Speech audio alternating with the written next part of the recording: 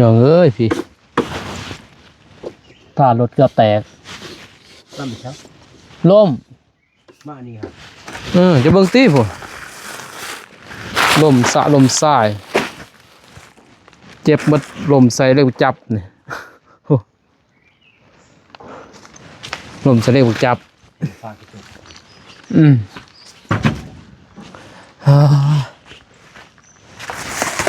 น้องเอ้ย35หอดส่วนทางยากขนาดเป็นห่วงเพื่อนนี่แหละยานอยู่ยานเลยใหม่เมื่อคืนนี่เชียงหอดังข้างคือเป็นซ้ำนี่บ่เรือเลยพี่ตี้ถ่าย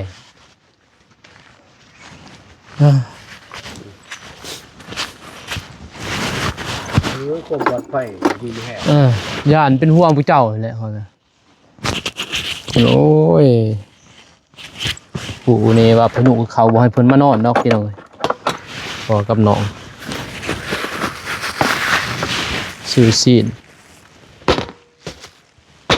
ก่อนก็ยังเป็นรอดย้ายซื้อไว้สินงัวจะกินมาเพียกิน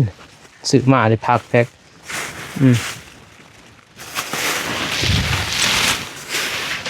พักยังก็ซื้อหมดเป็นยังไงเนาะ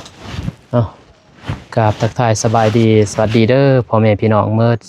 สู่คนเป็นยังไงเนาะมาสวนพี่น้องเลยมาเบิ่งพอกับน้องมานอนพี่เลยยังย่านอยู่นี่ย่านตัวนี้พี่น้องกันใจขึ้นนี่ตัวนี้แหละเราน้องย่านเป็นห่วงเพื่อนจมหาเลยนี่ย่านบัดเวลานอนคืนนั่นแหละเวลาเขาหลับมันลมมาบางแห้งเจ้าเสียจึงใดพี่น้องตัวนี้หมายมันกระโดกหมดนะตายเลยแค่ขึ้นไหนจับหักลงนอกถกปีนาเนี่ยมันกล้าอะไรปีนาออกไปใส่ไปซื้อเลขให้เพิ่นโอ้ยไปซื้อเลขพวกนี้แข่งพ่นไปซื้อเลขทางเบิ่งเขาลมเมื่อแต่เกือแต้นพี่น้องเอ้ยหักมืดนะนี่ไปหัวบัดโก้งพุ่นว้ามาขังพี่เกือบแตกตัวนี้มันเป็นบาทเลยตัวนี้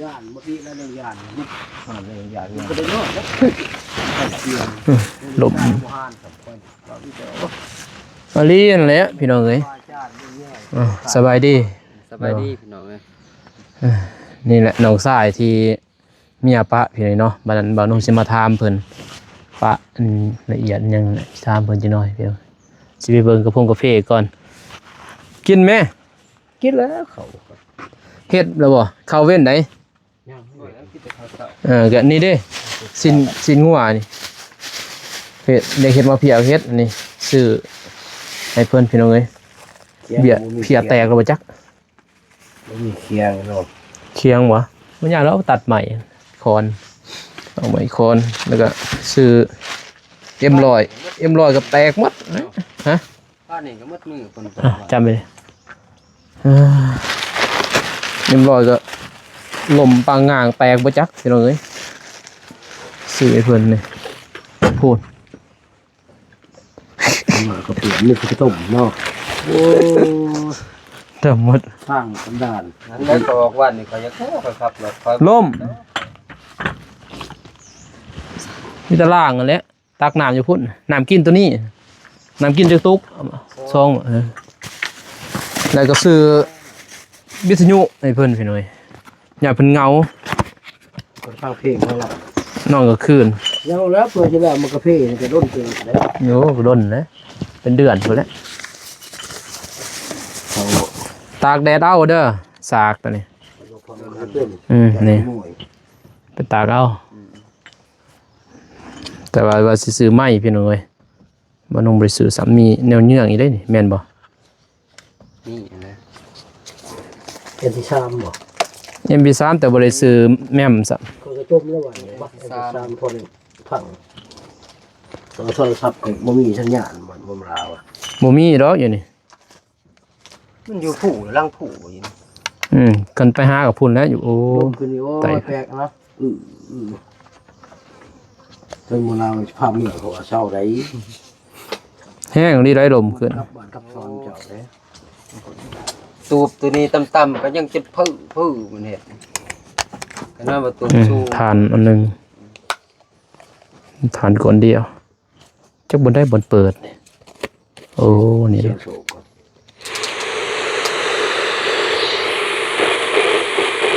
โอ้ยสอง มีอยู่บ่อยู่นี่ปัญญาณพี่น้องเอ้ย200,000เด่น ช่องแซงผม หน่อย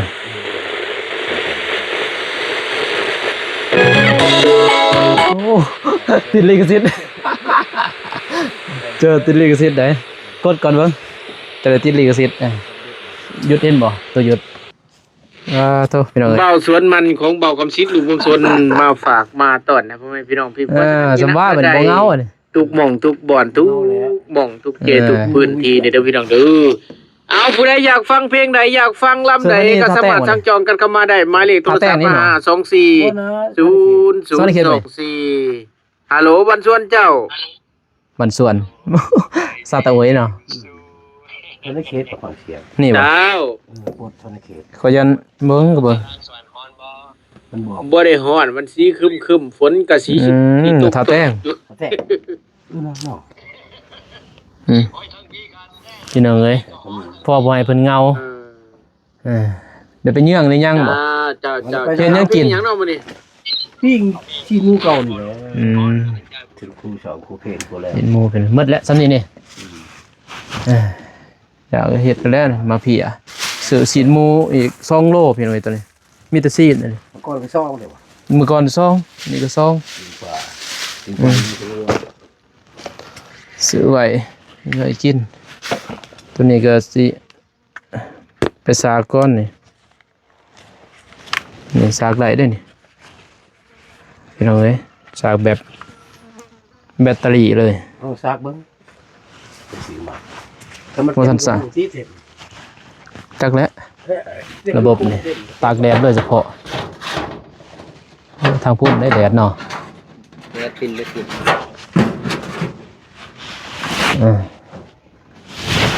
นั่นเลยบาดมืดพุ่นลมเจ็บมืดนี่บาดลมใส่เรียกว่าจับละหัวมุนมืดเลยพี่น้องเอ้ย มันคือคอนี่ บ่เหลือ เราพอจิ้มว่าแหละ นี่กาแฟนั่นพี่น้องเอ้ยกาแฟเมทัลเอาเบิ่งนี่ส่วนเมทัลนี่ มาเลาะ เบานุ่งบ่พุ่น มาเลาะเบิ้งบ่ไปใส่ ไปเบิ่งก่อน มันสุก ไปเบิ่งสวนก่อนพี่น้องเอ้ยย่างเลาะก่อน นอนเลยจบ ใส่ ทาง3 บาท ร้อนบ่นี่ย่านไหม้แหละพี่น้องเอ้ยลายได้ส่วนเมทัลนี่ไหม้โอ้ไหม้โดกลายพี่น้องฮักเลยในส่วนเบาหนุ่งนี่ก็ยันมัดเลยไปจักกุกใหม่ลมใส่โอ้ยเสียดายใส่มากาแฟลมใส่กาแฟฮักเบิดเบิ่งนี่หล่นมัดเห็นบ่ลายเต๋อมันหล่นมาถีบมึงแดงมาถีบซ้ำเอาคนขี้หลักนี่เนาะมันเป็นมึงตีผู้แดงมาถี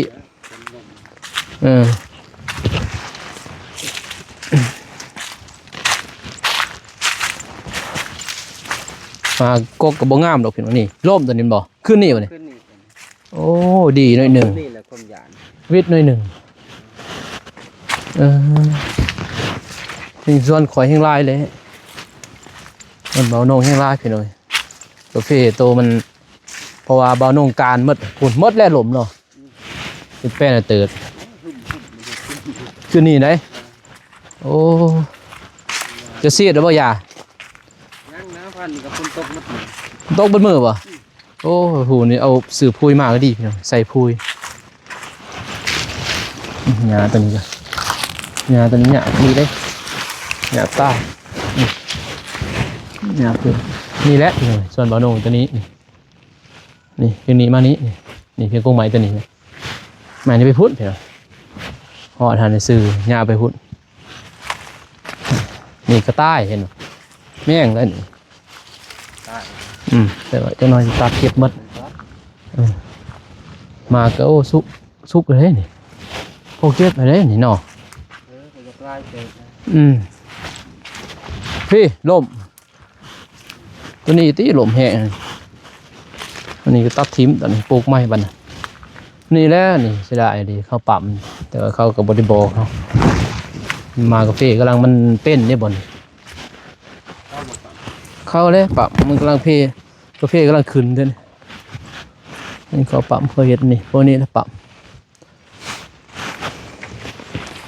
โคกรีบอยู่หยานี่ก็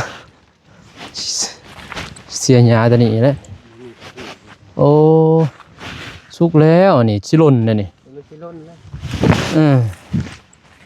พี่น้องเอ้ยนี่กระพงกาแฟเถอะบ่หย่อนแซงบ่เจอกดนิดนึงมันหย่อนแซงอย่างนี้นี่สุกแล้วพี่น้องล่นเลยนี่ปีหน้านี่บ่เป็นดอกหมากตัวนี้จักบ่มันเป็นแบบนี้นี่นี่ตัดทิ่มตายเดี๋ยวมันบ่มีหมาใบเลยพี่น้องใส่พุยลายก็บ่ดีได้เป็นแต่ปีเดียว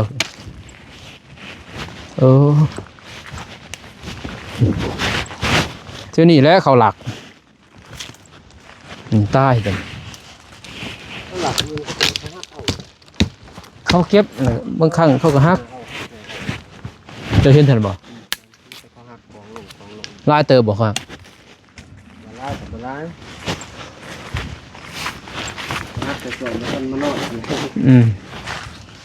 นี่พี่น้องเอ้ย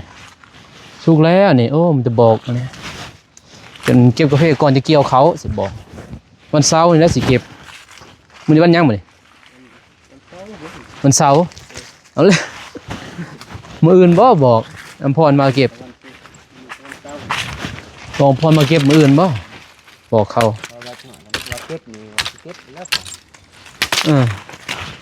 เบิ่งก่อนบางทีมื้ออื่นเดี๋ยวเก็บก่อนเก็บไว้ใหญ่ยัดใส่กระสอบนะมือได้หมูหมากกับความอื่นหมูหมากเรื่องเป็นมือกับเก็บ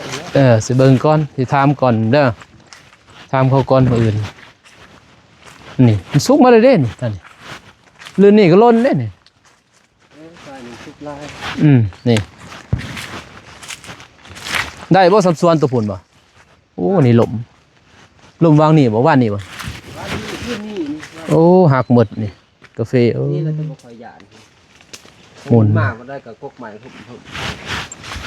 มือเรือเท่าบ่หักแห้งดีเนาะขึ้นพายุพี่น้องเอ้ยพายุเขามาทางนี้บันเพื่อนก็บ้างแห้งนี่โอ้ยสุกหมดแล้วนี่ได้แล้วสั่นฉีดยานั่นเด้อจะหน่อยเด้อตะแรงยาคาพิษนี่ยาคายังหมดนี่นะบนได้หมดมันจะฉีดตกเลยวะพี่ลมมัดเลยบุมีโฮมได้พี่น้องส่วนเบาหนุ่มบุมีเลยผมกดกลนเอาเลยนี่มันใต้หยานี่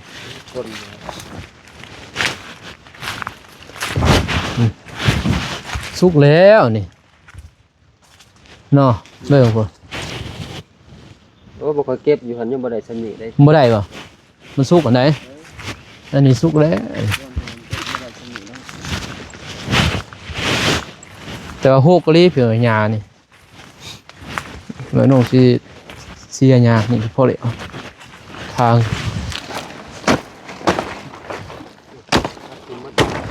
กาแฟนี่วะตัดตีกลางตัดนี่หักขึ้นนี่วะจ๊ะจะโดนหรือติดตัวนี่โอ้สุกแล้วพี่น้องอันนี้ก็หักเลยกาแฟมันจะกูดนะมันก็ม้อยแม่งกินเหี่ยวๆนั่นนี่เห็นบ่แม่งมัดได้กินเพราะว่ามันแก่ดิเพื่อนแก่มัดเลยเพื่อนมีแต่ตัดทีมปลูกใหม่ตัดมัดปลูกใหม่ใส่เบิ่งก้อนนั่นมันมีเวลาไอ้ที่นี่เป็นยังไงมันตัดมัดในปลูกใหม่ก็ดีเลยว่าหักแถหักหวาเนาะช่วงนั้นเจ้าหนีบ่ดูเขาหลักอันไหน ข้างสั่ง อ่านแม่นได้แม่นบ่ ซุ่มฮักนี่แม่นหมดนะ โอ้อันนี้ก็แม่งแน่นี่กินนี่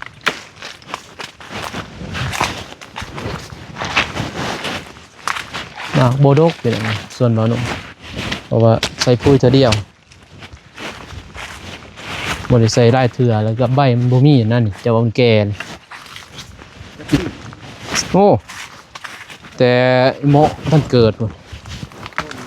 10ปลายปีเลย ที่ล่มขึ้น รุ่นแน่เนี่ยลม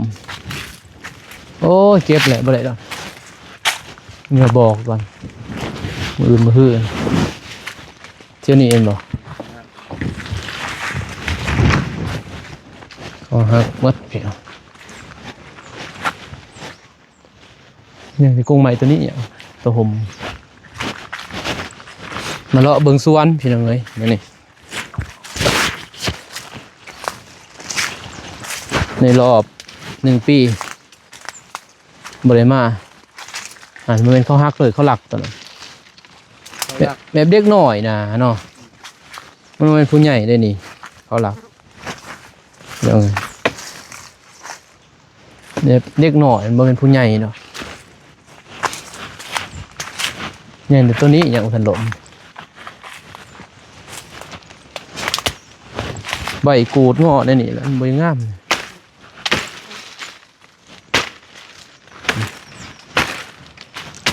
มันยังไงมีตัดใหม่ตัดทิมกันตัดทิมอันนี้ตัดทิมมันไปเลยอีกเนี่ยโอ้ใบปูดมัดซุกโยแต่โบราณบันไดเนาะแต่ว่ามันก็ซ้ำนี่เลยเดือนนี่ก็นี่เด้อหมดนี่มีหมดบอกหมดตัวนี้เจ็บเลยดิเจอนี่สร้างมดเนี่ยสร้างปลูกตัดไม้มดเนี่ยแต่หมากปีนี้บ่มีไปได้เบิ่งมันหล่นเนาะล่มอยู่เลยหล่นมดฝนตก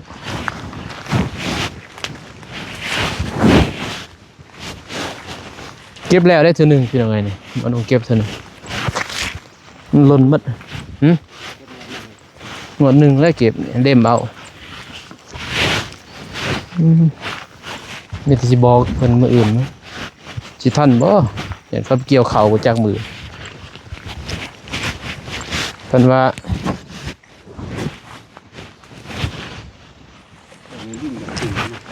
น้ำนี่ปูปีกายปีซื่นนี่ปีกายปูตัวนี้2 ปีนี้2 ปีก็เป็นแต่ว่ามันบ่งามนะเจ้านี่โอ้สุกหมดแล้วเนี่ยใบมันจางกลางนี่เป็นโหกแห้งริโอส่วนพี่น้องเอ้ยเราจะไปซอยคนส่วนตัวเองจนหญ้าเต็มโอ้สุกแล้วมีแต่เก็บรถมืออื่นสิบอกเขาเบิ่งนี่สุกหมดเลย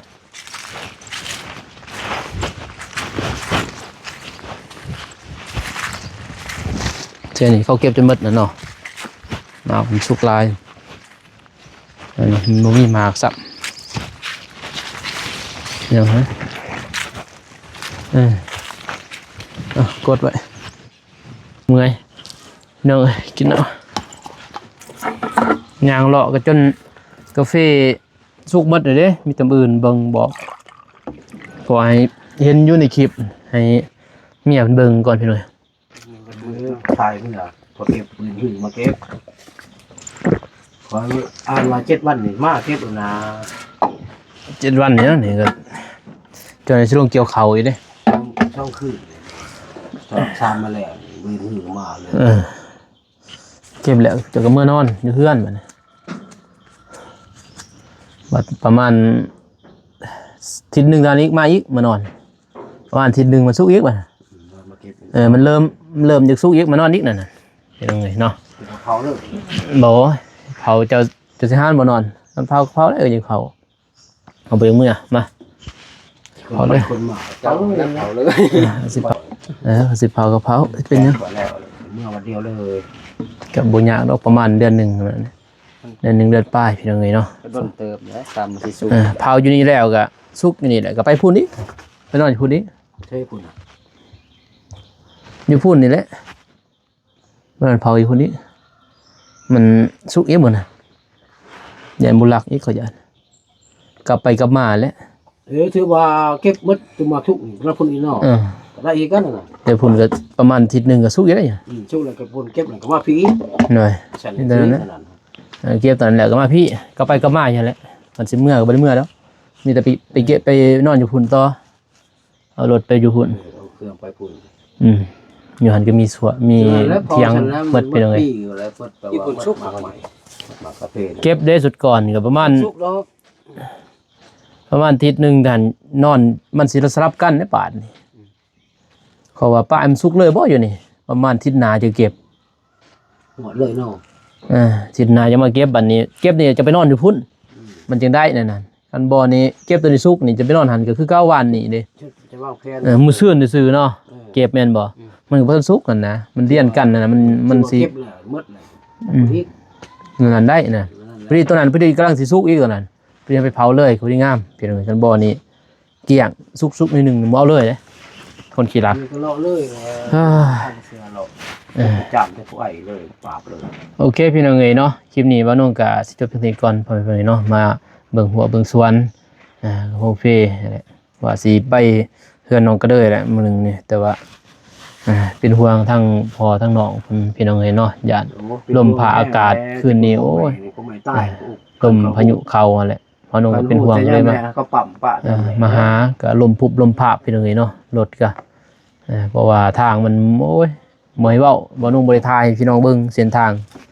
บ่มีไฟสิจับของดอกพี่น้องเอ้ยเนาะเส้นทางบวกลมคุมโอ้ยมื่นฝนตก แห้งลม ลมพายุเข้าขึ้นนี่ฮักบ่บอกแปลกเบิ่งส่วนเบานุ่งฮักหลายเติบต้นไม้ต้นตอทับกระพงกาแฟพี่น้องเอ้ยเนาะเอาคลิปนี้เบานุ่งก็จบเพียงเท่านี้ก่อนพ่อแม่พี่น้องเนาะขอบใจขอบคุณทางผู้ใหญ่ใจบุญ FC ทุกท่านที่เข้ามาติดตามรับชมเพจเนาะคลิปบ่าวนงแต่ต้นจนจบคลิปพ่อแม่พี่น้องเอ้ยเนาะคลิปนี้ขอกล่าวคำว่าสบายดีเด้อพี่น้องเอ้ยไปบ๊ายบาย